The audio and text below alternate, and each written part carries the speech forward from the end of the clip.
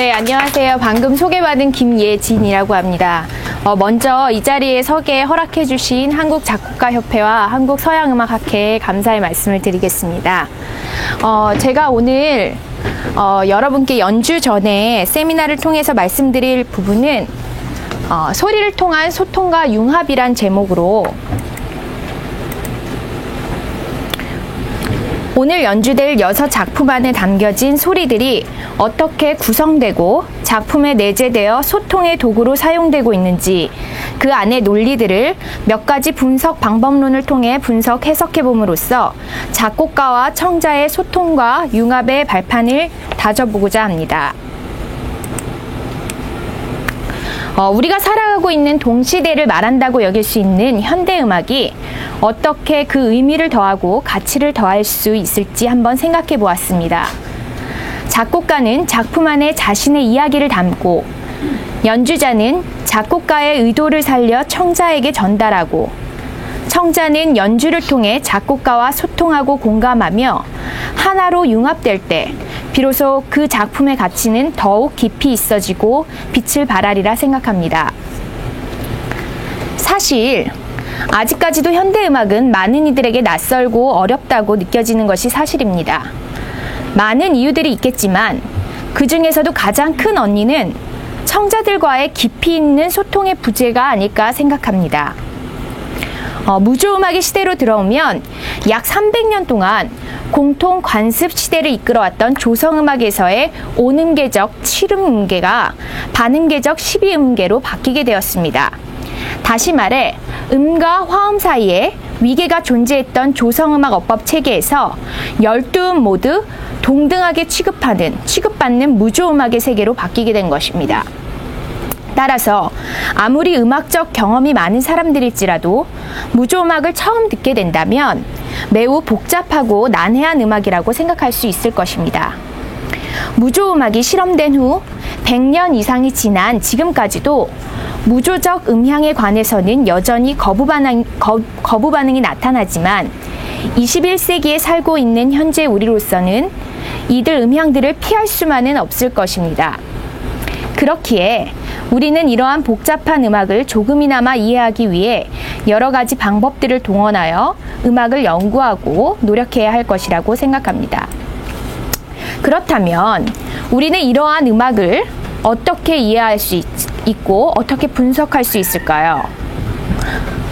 어떤 작품을 구체적으로 연구하고자 할 때 우리는 그 작품을 여러 가지 각도에서 접근할 수 있을 것입니다.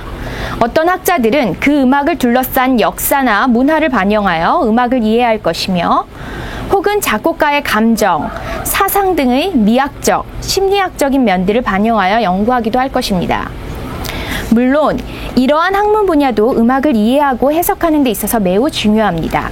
그렇지만 좀 더 음악적으로 생각해 볼 때 음악 자체와 직접적으로 관련된 요소들, 즉 화음, 리듬, 다이나믹스, 짜임새, 텍스처 등과 같은 이러한 음악적 요소들을 중심으로 구조를 살펴보는 작업이 바로 음악 분석이라고 말할 수 있는데 이러한 음악 분석을 하는 궁극적인 이유는 바로 음악에서 나타나는 음들 간의 논리를 찾기 위함입니다. 음들 간의 논리를 찾게 된다면 음들이 단지 음 자체로 들리는 것이 아니라 하나하나가 다 의미를 갖게 됩니다. 또한 이러한 논리적인 분석을 통하여 우리는 모호하고 막연한 상태에서 들었던 음악을 좀 더 분명하고 의미 있게 청취할 수 있으며 따라서 진정한 예술의 미를 느낄 수 있게 될 것이라고 생각합니다. 저는 오늘 무조음악을 이해하기 위한 많은 분석 방법들이 있겠지만 작곡가 선생님들께서 프로그램 노트에서 밝히신 작곡 의도를 작품 분석의 출발점으로 삼았습니다.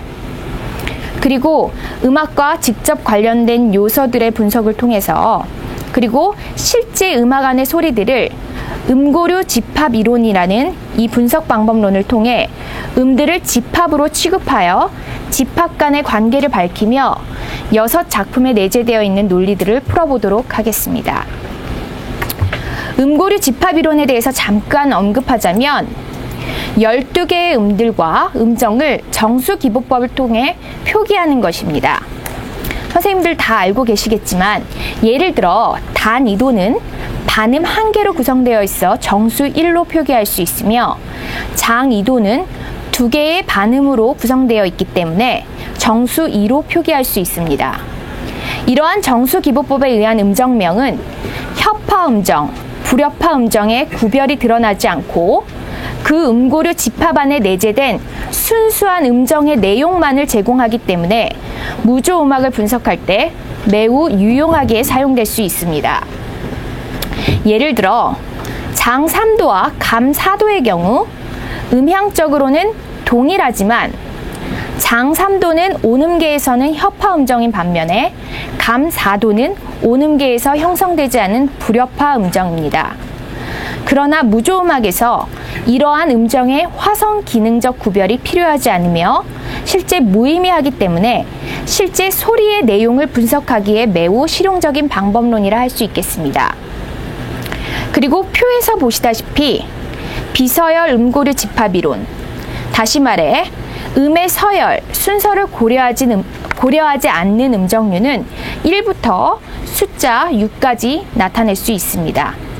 결국 예를 들어 도로부터 전통적 음정명인 솔이 도를 기준으로 위나 아래 모두 올 수 있고 결국 도, 솔과 도를 기준으로 밑에 있는 솔은 같은 음고류로 동일하기 때문에 도에서 제일 가까운 위치에 음을 배치시켜 반음의 개수로 음정류를 분류합니다. 더 자세한 내용은 시간상 생략하고 이제 실제 6작품에 대해서 살펴보도록 하겠습니다. 먼저 강훈 선생님의 작품입니다. 강훈 선생님의 클라리넷을 위한 나그네어, 이곳을 엄숙히 바라보라에 대해서 선생님은 다음과 같이 작품 설명을 하고 계십니다. 본 작품은 성경의 누가복음 24장 13절에서 35절에 십자가에서 죽으셨다가 부활하신 예수님이 실망과 체념에 빠져 엠마오로 돌아가던 두 제자를 찾아가 동행한 후 그들이 가던 길을 돌이켜 예루살렘으로 돌아가 부활의 증인이 된다는 내용을 바탕으로 작곡되었습니다.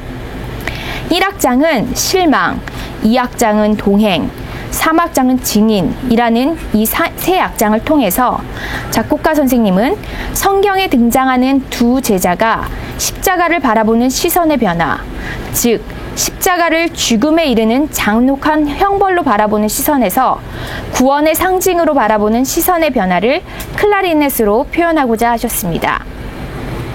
저는 이 작품을 강훈 선생님께서 언급하신 제자의 시선의 변화에 초점을 두고 실망에서 동행, 그리고 결국 마지막 증인으로서의 결단의 모습을 실제 음악 표면에 있는 음들의 진행에서 한번 살펴보았습니다. 본 작품은 3악장에서 3악장 중 1악장의 초반 부분의 악보입니다. 1악장에서 선생님은 실망과 체념에 빠진 제자의 모습을 담아내고자 하는 듯 보입니다. 1악장 1마디부터 13마디까지 계속 등장하는 F음이 비로소 14마디에 가서야 E플랫 음으로 진행이 이루어지고 있으며 1악장 후반부에서는 변화되는 부분이 있지만 악보의 예와 같이 F, E플랫 음의 순차 관계의 진행이 이 1악장을 이끌어가는 주된 진행이라고 얘기할 수 있겠습니다.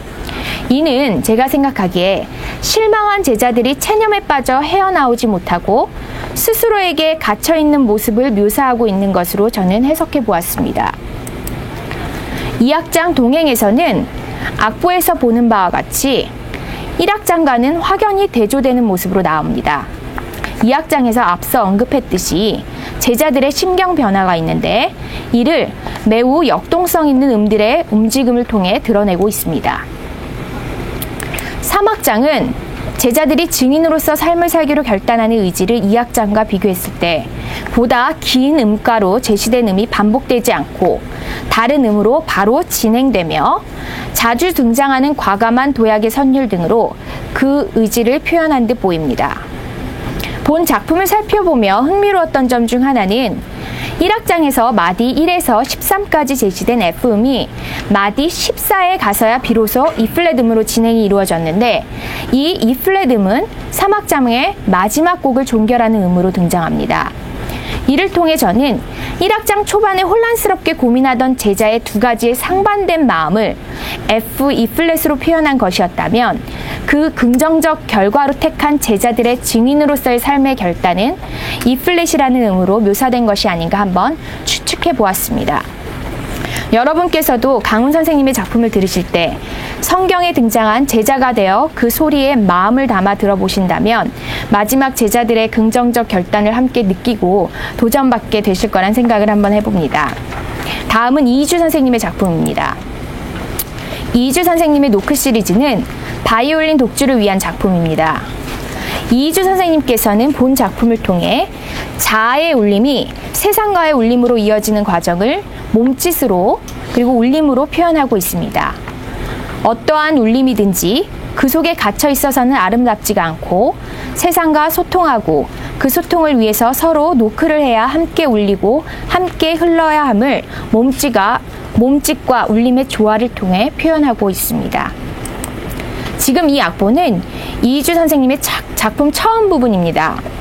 제가 악보에 동그라미로 표시를 해보았는데요. 이 부분을 보면 소리를 낸 후 팔을 천천히 크게 천천히 돌림이라고 써져 있습니다. 이와 같이 몸짓을 소통을 위한 하나의 수단으로 택하시고 곡을 전개시키시고 있습니다.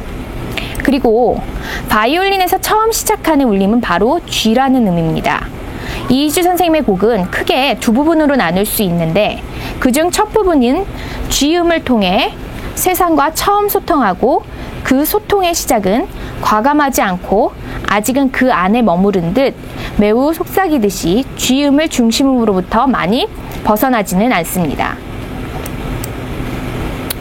이 끝에 겹세로질이 있는데요. 이게 악보의 이희주 선생님의 첫 부분이라고 하면 다 대부분 G음에서 움직이고 있고 벗어나지 않고 G음으로 끝나고 있습니다. 계속 이어지는 두 번째 부분은 처음의 시작은 G로 시작을 합니다.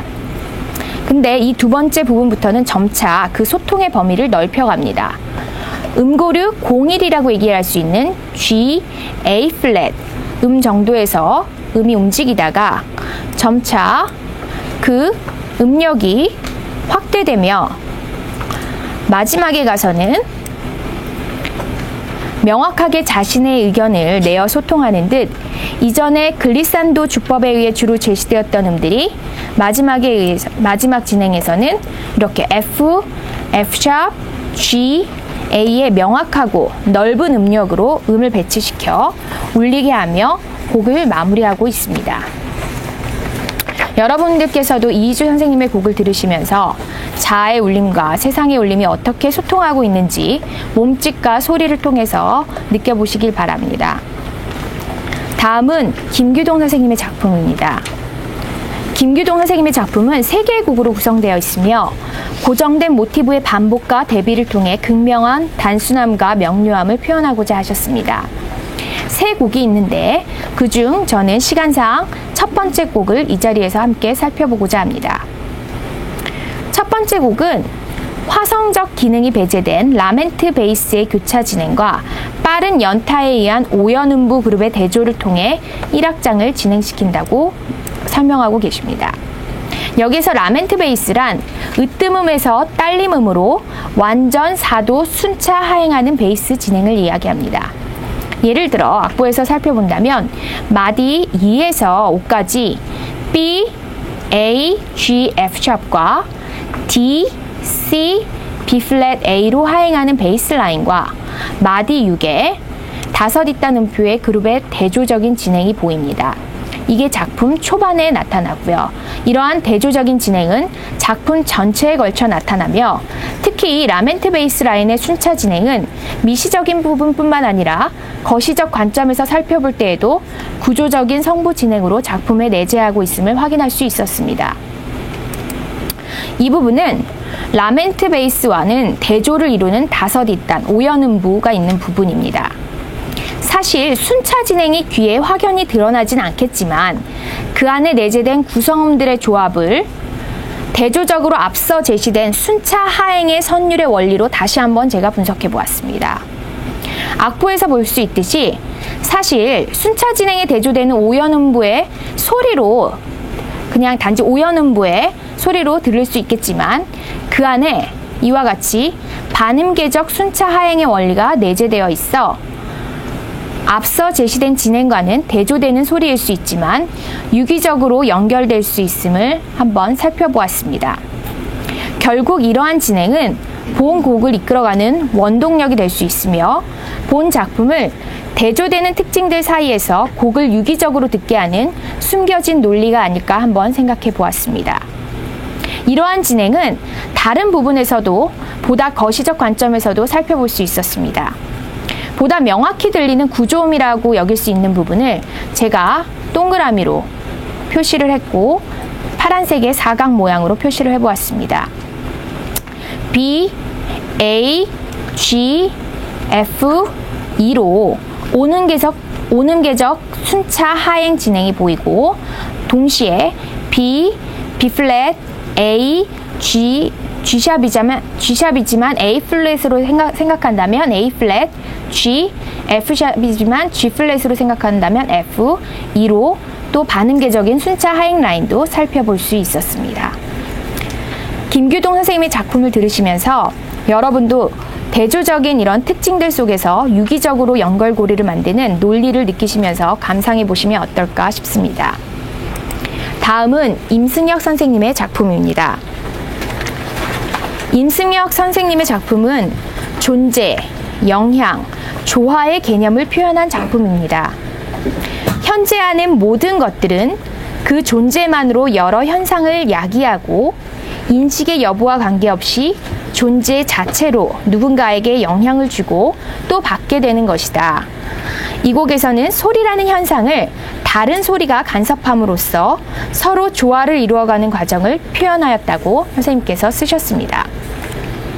지금 언급했듯이 존재, 영향, 조화라는 세 단계로 이 곡을 설명할 수 있을 것 같습니다.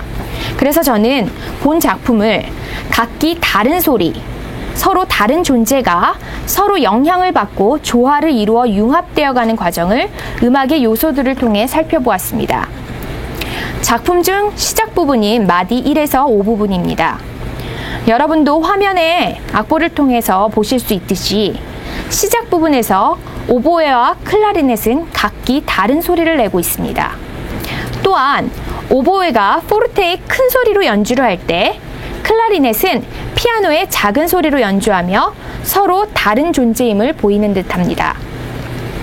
그러나 이러한 각각의 존재는 서로 소통하기 시작합니다. 마디 56의 중간 부분을 보면 서로 소통의 모습을 보이는 듯합니다.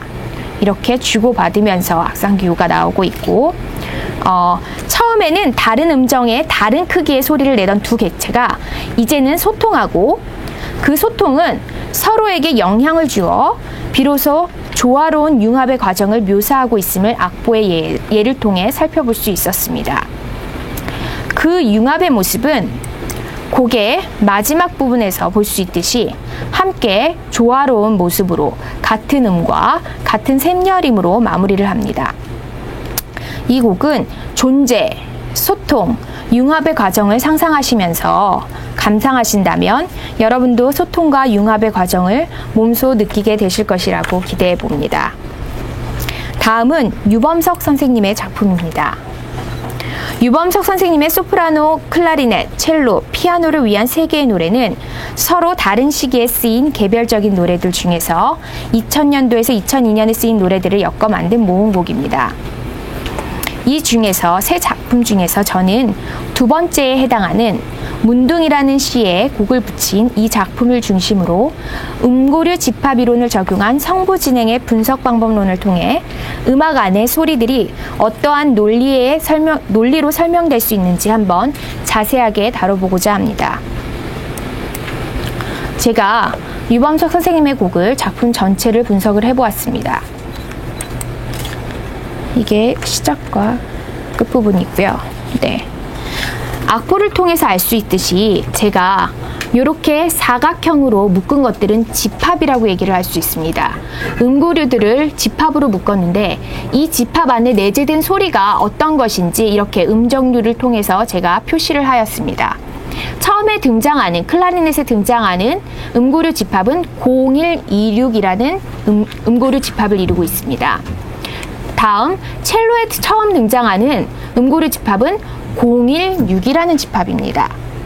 그리고 피아노에서 화음의 형태로 수직적으로 계속 등장하고 있는 같은 사운드의 이 소리는 02458이라는 음고류 집합으로 분석할 수 있겠습니다. 여기에서 보시다시피 제가 0126이라는 음고류 집합은 빨간색으로 표시를 했고 016이라는 음고류 집합은 주황색으로 동일하게 표시를 해보았습니다.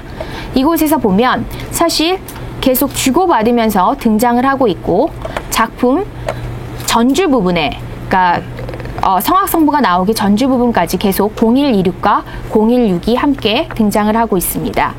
0126과 016을 또 놓고 한번 본다면 0126 안에 016이라는 음고류 집합이 포함된다고 볼 수 있습니다. 그럼 결국 016이라는 음고류 집합은 이 집합 간의 공통 음고류 집합이라고 이야기를 할 수 있고 이 016은 이후 나오는 진행에서도 계속 이렇게 등장을 하고 있습니다. 그리고 그 사이에 다른 집합들이 등장을 하는데 그러한 집합은 제가 026, 또 등장한 게 06, 0236 이런 식으로 나오게 됩니다. 여기에서 사실 016과 026은 다른 음고류 집합으로 이름명을 붙이는데요. 그렇지만 016과 026이 그래도 비슷한 음정류로 진행이 된다고 생각할 수 비슷한 그래도 좀 들리기에 다른 소리가 아니라 잘 진행될 수 있는 성부 진행이라고 논할 수 있는 이유는 016에서 026이라는 거는 사실 06의 음정은 같습니다. 그리고 반음만 움직여서 02로 진행이 되면 026으로 진행이 되는 거고 마찬가지로 026이라는 음고류 집합에서 016이라는 음고류 집합으로 이동할 때도 마찬가지 원리가 진행이 됩니다. 또한 여기서 수직으로 등장하는 06의 사운드 또한 이 소리 또한 06으로 나오는 이 수직적 소리 또한 앞에 016 안에 내재되어 있는 음고류 집합이라고 얘기할 수 있고요. 수직으로는 06이지만 제가 레, 라, 플랫, 소를 또 이렇게 묶어보았습니다. 그랬더니 또 016이라는 집합으로 분석할 수 있고 이 밑에 또한 그렇게 그러니까 유기적으로 얽혀 있는데 그 안에 06, 016 안에서 또 그 진행을 살펴볼 수 있었습니다. 그래서 이렇게 살펴본 작품 전체를 제가 이렇게 성부 진행을 한번 만들어 보았습니다. 이러한 공통 음고류 집합, 제가 언급했듯이 016이라는 음고류 집합을 통해서 작품 전체를 유기적으로 진행시키는 그 원리라고, 그 성부 진행 원리라고 얘기를 할 수 있겠습니다. 자세한 내용을 말씀드리고 싶지만 시간상 이렇게 마무리하고 넘어가도록 하겠습니다. 다음은 나인용 선생님의 작품입니다. 1974년에 작곡되어 서울음악제, 동경, 독일, 에센 등지에서 연주된 나인용 선생님의 플루트와 바이올린을 위한 대화는 플라톤의 대화에서 착안한 곡으로 인간은 세상에 태어나서부터 죽을 때까지 대화 없이는 살 수 없으며 대화의 내용 또한 다양함을 표현한 작품입니다. 이 곡은 D음이 작품 전체의 구조적 중심으로 작용하고 있으며 플루트와 바이올린은 서로 조화롭게 대화하다가도 때로는 날카롭게 충돌하며 결국 가서는 D음으로 합일되어 마치게 됩니다. 작품 설명에서도 언급되었듯이 저는 나인용 선생님의 작품을 D음을 중심으로 작품 전체를 한번 접근해 보았습니다. 작품을 보면서 주로 나온 주된 특징들을 한번 살펴봤더니 특징적 기법이 한국의 전통음악의 기법을 묘사하는 듯한 느낌이 들었습니다. 그래서 한번 정리를 해보았습니다. 한국의 전통음악 기법을 묘사하는 듯한 구조음 수식 기능을 하는 앞짧은 꾸밈음, 그 다음에 한국의 악기인 뭐 거문고나 현의 악기인 흔들 때 쓰이는 그런 것을 묘사하는 듯한 트릴, 그리고 흘러내리기 기법과 유사한 글리산도 주법 등이 사용되고 있습니다. D음을 중심음으로 삼고 본 작품 초반을 한번 분석해 보았습니다. 제가 여기에 주황색과 파란색, 그 다음에 뒤에 보시면 연하게 보이는 부분이 노란색인데요. 이거를 형광펜으로 한번 칠해봤는데 지금 주황색으로 나타내는 부분은 다 D 음정입니다. D 음입니다. 그리고 D 음과 함께 굉장히 많이 등장하는 음들이 있었습니다. 그거를 파란색과 노란색으로 나타내는데 여기 보시면 파란색으로 나타나는 부분은 A라는 음으로 D와 조성음악적으로 얘기를 한다면 5도 관계에 있는 라음이 계속 등장하고요. 그 다음에 뒷부분에 가서 보면 지금 노란색이어서 잘 안 보이는데 G라는 음도 굉장히 많이 등장을 하게 됩니다. 그래서 이 작품을 D를 중심으로 처음 부분은, 시작 부분은 사실 레에서 D에서 E 플랫, D에서 E 플랫, D에서 D, E 플랫, 계속 E 플랫, 그리고 다시 D로 오고 또 계속 D로 맞습니다. 그러니까 작품 초반에는 구조음의 진행이 마디 1에서 14까지 D, E 플랫, D라고 볼 수 있고, 이것은 D와 가장 가까운 음정인 1, 0일의 진행으로 음고르 집합 0일로 우리가 볼 수 있을 것 같습니다. 그리고 또한 뒤에 부분에 보면 계속 D라는 음이 중심음으로 작용을 하고 있습니다. 그리고 그에 덧붙여서 되도록 가까운 음인 미라는 음이, 이라는 음이 덧붙여져 쓰이고, 그 다음에 그 위에 보면 G라는 음은 아까 언급했듯이 D와 A와 G라는 음이 나왔을 때 연관성으로 구조음으로서 또한 이렇게 계속 등장하게 됩니다. 그래서 본 곡의 주된 진행은 작품 초반은 01이라는 음고르 집합에서 06까지 5도 관계인, 완전 5도 관계인 06까지 점차 확장되며 나타나고, 그리고 마지막 부분은 다시 01에서 마지막 부분은 다시 D음으로 합일되며 마무리되게 됩니다. 그리고 흥미로웠던 점은 나인용 선생님의 작품의 구조음들을 또 살펴봤더니 그 안에서 5도 관계 안에서 구조음들이 보였고 그 구조음 사이에 순차 진행들이 보였었습니다. 근데 지금 언급하기에는 내용이 많아서 D음을 중심으로 해서 어떻게 작품이 이루어지고 끝나는지 한번 여기까지만 살펴보도록 하겠습니다. 지금까지 짧은 시간 동안 6작품을 살펴보았습니다. 짧은 시간이기에 깊게 다룰 수는 없었지만 몇 가지의 방법을 통해서 그 안에 내재된 원리들을 한번 살펴보았습니다. 오늘의 연주는 특히 4곡이 초연으로 청자들과 처음으로 소통의 시간을 갖게 되는 자리이기에 굉장히 더욱 의미 있는 시간이 되리라 생각합니다. 6분의 작곡가 선생님들의 소리를 통해 소통하고 작곡가, 연주자, 청자가 그 소리 안에서 하나로 융합되길 바라는 그 소망함에 제가 발표한 이 세미나의 시간이 작은 보탬의 시간이 됐기를 바라며 발표를 마치도록 하겠습니다. 감사합니다.